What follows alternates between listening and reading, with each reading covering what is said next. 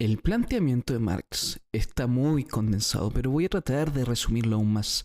Los derechos del hombre y del ciudadano son, de hecho, los derechos del hombre en tanto es diferente del ciudadano. Son los derechos del hombre privado, del burgués, del individuo. El objetivo de Marx es, por supuesto, la crítica y la denuncia. Se dirige a una sociedad que, por estar basada en el egoísmo, separa a los hombres que debería unir.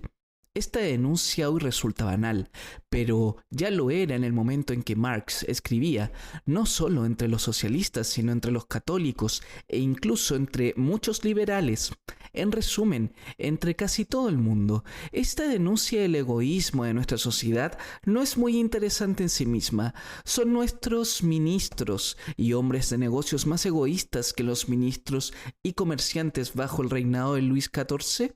¿Somos más egoístas que nuestros antepasados? Habrán notado que quienes denuncian el egoísmo de nuestra sociedad se excluyen a sí mismos de la condena, lo que tiende a sugerir que el egoísmo no es universal. En todo caso, Marx no nos interesa aquí por esta condena, o más bien lo que nos interesa es su manera de vincular su egoísmo, por lo tanto, algo que todos rechazamos en principio, con los derechos del hombre, o sea, algo a lo que todos adherimos en principio. Lo que Marx observa de extraño en la democracia moderna es que este proyecto político se funda en cierta manera sobre la negación de la condición política del hombre. Los derechos del hombre inspiran o acompañan un proyecto político extremadamente vasto y ambicioso. En tanto proyecto político, se trata sin duda de vincular a los hombres, de reunirlos, pero no. Es lo contrario, se trata antes bien de separarlos, de instalar a cada cual en su propiedad y en principio en su propiedad privada. En resumen, en el proyecto democrático moderno pareciera haber algo intrínsecamente contradictorio. Hay que admitir que el análisis hecho por Marx de varios artículos de la Declaración es bastante convincente e inclusive perfectamente aplicable a los autores que inspiraron las declaraciones de los derechos del hombre, esos filósofos políticos de los siglos XVII y XVIII que hacen nacer el cuerpo político de la necesidad de conservación individual. Vale para ellos, como lo dice Marx, que la sociedad no existe más que para garantizar a cada uno de sus miembros la conservación de su persona, de sus derechos y de su propiedad. ¿Pero podemos quedarnos con eso? ¿Cómo podría una sociedad política mantenerse de modo duradero sobre la base de un principio apolítico, incluso antipolítico? Por supuesto, Marx creía que esa contradicción de la democracia burguesa iba a provocar una transformación revolucionaria, que muy pronto volvería a reunir al individuo y al ciudadano que, superando la emancipación política de la Ilustración, fundada sobre la separación de la sociedad civil y el Estado, produciría la verdadera emancipación humana y reconciliaría al individuo con su ser genérico, traduzcamos con su vocación humana universal. Sabemos que nada de eso pasó. La contradicción, si habría alguna, ya desapareció. Nos reconciliamos con ella. ¿Dónde está el error de Marx? En su ensayo Derechos del Hombre y Política, Claude Lefort critica severamente la crítica marxiana a los derechos del hombre. La primera crítica de Lefort consiste en mostrar que Marx sobre la cuestión judía se limita al texto de la Declaración. Por cierto, su lógica individualista, burguesa, separatista es innegable. Pero, ¿por qué no se interesa Marx en los efectos sociales reales de estos textos fundacionales? Algo que es más extraño aún, pues Marx opone constantemente en su obra la realidad a la ideología, pretendiendo descargar los velos con que se oculta la primera. Lefort escribe: Marx cae y nos arrastra a una trampa cuyo mecanismo en otras ocasiones, pero también con otros objetivos, desmontó con gran habilidad. La de la ideología se deja atrapar por la versión ideológica de los derechos, sin analizar lo que significan en la práctica ¿Qué cambios aportan a la vida social?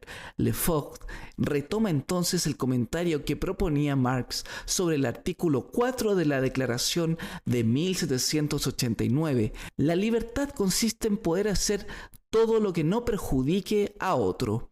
Comentario que hemos leído y en el cual Marx, como recordarán, declara que esa libertad es propia de la mónada aislada, replegada sobre sí misma. Para Le Fort, Marx subordina la libertad positiva, poder hacer todo aquello que, a la libertad negativa, no perjudique, sin tomar en consideración que toda acción humana en el espacio público, cualquiera que sea la constitución de la sociedad, vincula necesariamente al sujeto con otros sujetos. Marx se muestra también ciego a los efectos liberadores reales de la libertad llamada burguesa. Curiosamente, Marx ignora la magnitud de las muchas prohibiciones que pesaban sobre la acción humana antes de la Revolución Democrática, bajo el antiguo régimen. Ignora la importancia práctica de la Declaración de los Derechos, atrapado como está por la imagen del poder anclado en el individuo, poder que no se puede ejercer hasta que se encuentre con el poder de otro.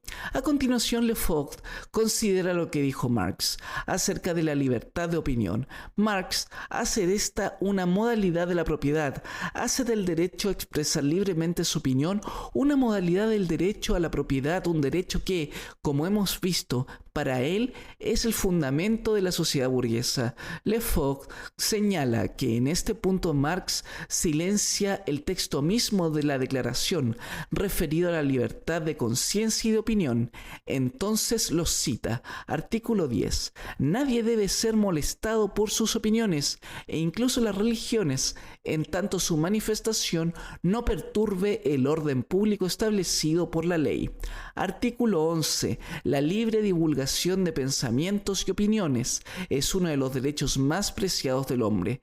Todo ciudadano puede, por lo tanto, hablar, escribir, publicar libremente, a condición de responder por el abuso de esa libertad en los casos determinados por la ley. Y Le Fort comenta: hace falta que Marx se obsesione en seguir con su esquema de la revolución burguesa, como para no ver que la libertad de opinión es una libertad de relaciones, o como se dijo en su oportunidad, una libertad de comunicación.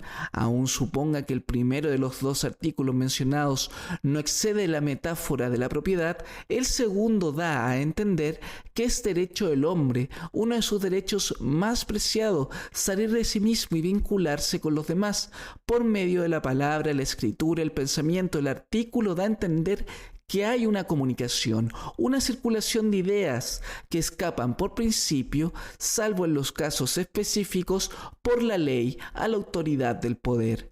Se ve como Le Fort y Marx hacen dos lecturas opuestas de la Declaración de los Derechos del Hombre y de la sociedad democrática que funda. Allí donde Marx ve eminentemente un derecho a separarse, Le Fort eminentemente ve un derecho a vincularse.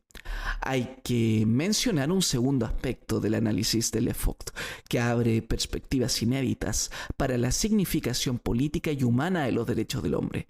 Le Fort comienza por recordar que la revolución de los derechos del hombre restituye los derechos al hombre, lo que parece ir de suyo, pero que de hecho presupone y significa un gran cambio en lo que hace al derecho, ya que hasta entonces se lo hacía brotar de Dios o de la costumbre ancestral. En una primera aproximación, entonces, hay que decir que el derecho queda desligado de Dios para ser ligado nuevamente al hombre, pero en realidad esta afirmación es engañosa. El ser humano no puede ser considerado realmente como el sujeto de inherencia de los derechos, pues esta inherencia no es representable. El derecho particular de un individuo particular es claramente representable. La hija del carnicero ha heredado la tienda de su padre. Una afirmación como esta no plantea una dificultad vertiginosa para la inteligencia. Pero, ¿cómo remitir al ser humano en general derechos definidos en términos generales? Conforme los derechos del hombre son reconocidos, dice Le Fort, se reconocen modos de existencia, modos de actividad, modos de comunicación cuyos efectos son indeterminados y además los derechos del hombre están enunciados tanto como los derechos que les pertenecen a los hombres, pero a un tiempo el hombre aparenta ser, según consta en estos intermediarios, aquel cuya esencia es enunciar sus derechos. Es imposible separar el enunciado de la enunciación, ya que nadie podría ocupar el lugar a distancia de todos desde el cual tendría autoridad para conceder o ratificar derechos. Así, los derechos no son mero objeto de una declaración. Parte de su esencia es declararse. En este punto del texto de Le Fort es difícil. Intenta transmitir una idea profunda, el principio generador de nuestra sociedad. El derecho no es visible de manera determinada e indiscutible, como lo fuera anteriormente con la ley de Dios o la persona del monarca en el cuerpo del rey, sino que ya no es más representable en los hombres o en el hombre en general, aunque se trate de los derechos del hombre. En definitiva, esos derechos declarados no son declarados por nadie, o son declarados por todos y por nadie. Cada hombre es a la vez objeto y sujeto, autor y beneficiario de los derechos, de todos los derechos. En resumen, en nuestra sociedad hay una indeterminación y una circulación del derecho que sin cesar dan motivo a nuevas reivindicaciones de derecho. Sin importar qué hagan el Estado, la administración, los poderes sociales, todas esas instancias de mando o de dominación están expuestas a eso que Le Fort llama muy bien una oposición de derecho. Sigo citando a Le Fort. El Estado democrático excede los límites tradicionalmente asignados al Estado de Derecho. Experimenta derechos que no le han sido incorporados aún. Es el teatro de una protesta cuyo objeto no se reduce a la conversación de un pacto tácitamente establecido, sino que se forma desde los recintos que el poder no puede dominar por completo. Y, por último, del seno de la sociedad civil, bajo el signo de la exigencia indefinida de un reconocimiento mutuo de libertades, de una protección mutua de su ejercicio, puede afirmarse un movimiento antagónico a aquel que precipita el poder estatal hacia su objetivo. Las críticas que dirige Le Fort a Marx son sin duda pertinentes. ¿Son completamente convincentes? El joven Marx, aquel que denuncia los derechos del hombre egoísta, queda totalmente refutado. Si Marx está ciego a los efectos vinculantes de los derechos del hombre en la nueva sociedad, sin dudas Le Fort es poco sensible a los efectos separatistas de esos derechos, en especial los de aquellos que llama con aprobación nuevos derechos. Es muy entusiasta de esos nuevos derechos porque en ellos ve con razón nuevas libertades, una independencia creciente en relación con los poderes sociales y las dominaciones instituidas. Pero, ¿cómo negar que esas nuevas libertades sean separatistas? Consideremos, por ejemplo, el nuevo derecho de familia, desarrollado durante los últimos 20 o 30 años. No hay duda alguna, puede inscribírselo bajo el rótulo de los nuevos derechos del hombre.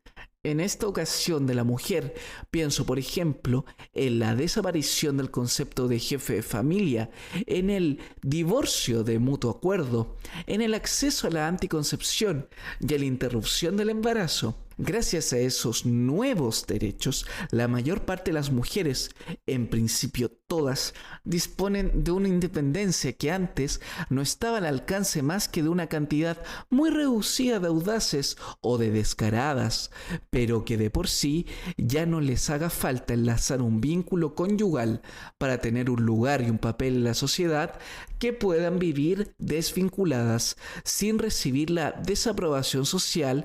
Confirma que la lógica de los derechos del hombre es claramente una lógica separatista e individualizante. De allí en más, sigue habiendo algo profundamente cierto en el análisis de Marx, cuando él define la libertad del hombre moderno como la libertad de una mónada aislada, replegada sobre sí misma. El diálogo podría continuar. Le Foucault podría responder que estas nuevas libertades no son contrarias al vínculo social, a los vínculos humanos. Su único objetivo es garantizar que esos vínculos se establezcan libremente, y eso presupone que puedan ser libremente desatados cuando se los considere esclavizantes. El debate es indefinido, pero no inútil. El diálogo entre los filósofos no es aquí sino el despliegue y la profundización del diálogo entre los ciudadanos, de la conversación cívica. Debemos tratar de llegar a un análisis de nuestra sociedad que reconozca en ella la lógica individualista y dar cabida en él a las nuevas modalidades del vínculo social que aparezcan en la vida privada y pública. Un autor como Tocqueville puede ayudarnos a reconciliar a Marx y Le Foucault. Tocqueville define la democracia como un doble movimiento. Distingue en la democracia dos aspectos.